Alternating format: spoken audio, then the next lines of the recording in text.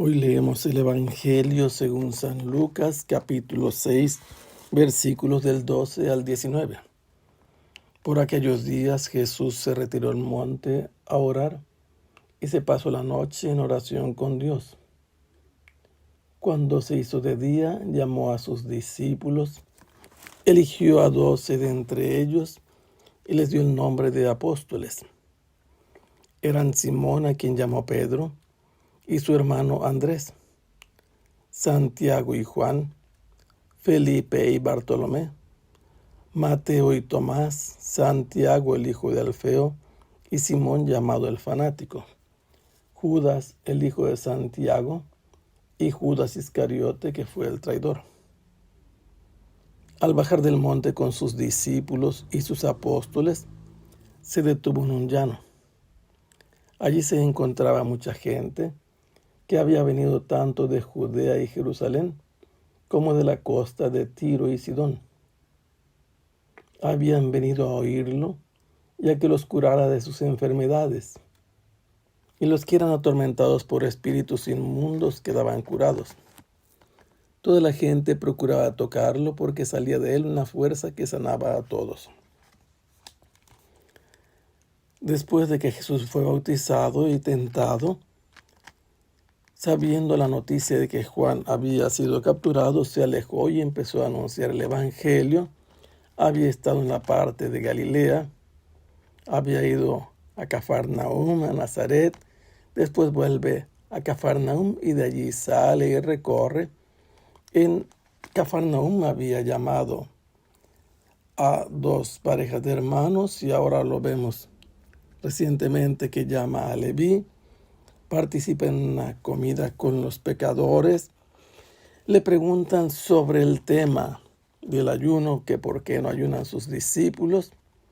Jesús les responde que se requiere una actitud nueva, vino nuevo, odres nuevos, pero el vino añejo es mejor, dice Jesús.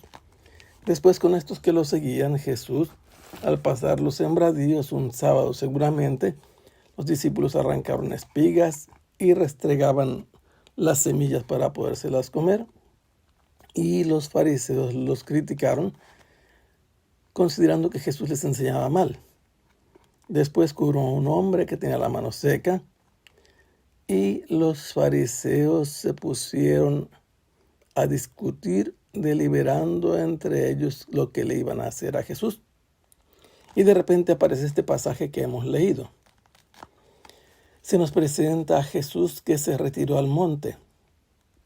A Jesús lo encontramos en relación con un monte, cuando el diablo en un monte alto le enseña todos los mundos. Después lo vemos aquí que hace oración. En otro monte estará haciendo oración cuando Dios lo transfigura y se aparecen Moisés y Elías. De un monte va a descender cabalgando sobre un asno, y de un monte partirá para ir al encuentro del Padre. Pero en este caso se nos dice que en este monte ha ido para orar, para hablar con Dios, para convivir, dialogar con su Padre. Y su diálogo familiar con Dios se prolonga y se profundiza durante toda la noche en una intimidad familiar. Y después de haber orado toda la noche, al amanecer muy de madrugada, cuando estaba rayando el alba, Jesús llamó a sus discípulos, a todos aquellos que lo tenían como maestro, y de entre ellos hizo una elección. Escogió a 12. Este número 12 es importante en la obra de San Lucas porque se nos dice que cuando muere Judas, lo sustituyen por Matías. El Evangelio de Lucas y el libro de los Hechos son una misma obra en 2 partes, y esto nos dice que el número 12 tiene una importancia capital. 12 fueron también los patriarcas, fundamento de cada una de las tribus, los hijos de Jacob, del antiguo Israel, y ahora se trata del nuevo Israel que Jesús está edificando. De entre todos los discípulos escogió a esta docena de colaboradores y les puso el nombre de apóstoles como grupo. Apóstol, estrictamente hablando, significa enviado, pero en la mentalidad de esa época en Israel equivale a un enviado plenipotenciario con todos los poderes del que lo envió y representante personalísimo, de modo que el mensaje que enviaba quien lo enviaba debía ser repetido rigurosamente con todas sus letras y palabras, porque el representante o el apóstol representaba a quien lo había enviado. Estos son descritos por parejas, porque Jesús los mandó de dos en dos. Y siempre en todas las listas, la docena de apóstoles comienza con Simón y el final de su lista concluye con Judas Iscariote. Así podemos nosotros pensar que es según el orden de importancia de cada uno. Pedro va a ser un protagonista importante en los 4 evangelios y en los hechos de los apóstoles. Pedro va a quedar como el que encabeza a los apóstoles, aquel al que Jesús le da el poder sobre la iglesia, y por eso es el primero. A él, que se llamaba Simón, que equivale al que escucha o al obediente, Jesús le llamó Pedro. Y el segundo de la lista es hermano de Simón Pedro, que se llama Andrés, un nombre griego que significa varonil, viril, equivalente a masculino. Y luego menciona a Santiago, que en realidad debería de traducirse como Jacobo. Y el siguiente se llama Juan, que es hermano de Santiago.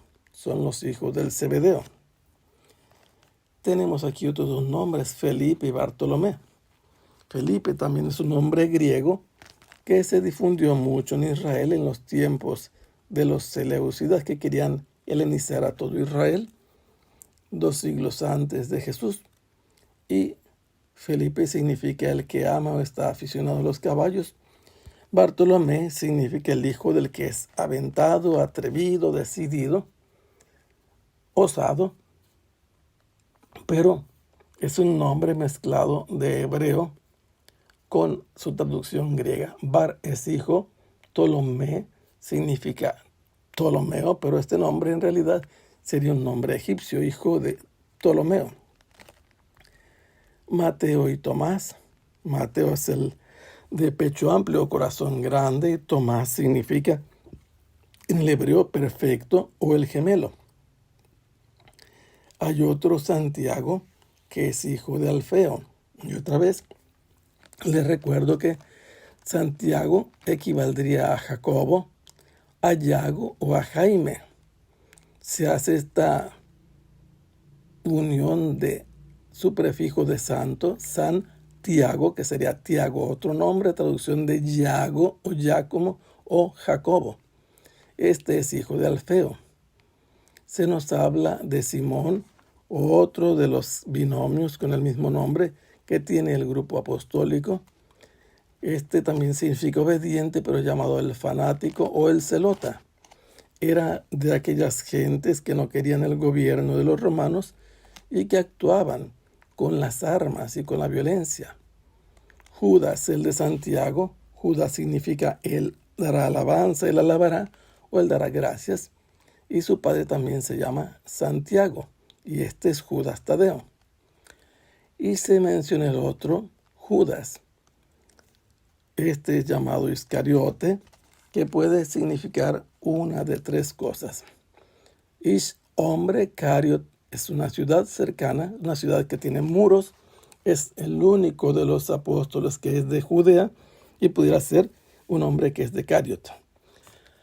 Puede significar hombre sicario, porque por dinero fue capaz de vender a Jesús. Y también puede significar hombre rojizo, hombre del color casi de la zanahoria. Y este es el último de la lista debido a que fue el que traicionó a Jesús. Al final se nos menciona que cuando Jesús bajó del monte con sus discípulos, a los que se distingue aquí de los apóstoles, se detiene en un llano, y allí hay mucha gente que proviene del sur, del norte y del noroeste, que vienen para que les platique de la palabra de Dios, para que cure a sus enfermos, libere a los endemoniados, y toda la gente buscaba tocarlo porque sabían que de él brotaba una fuerza que daba la salud. Que el Señor los bendiga. Hasta pronto. Sea alabado el Santísimo Sacramento.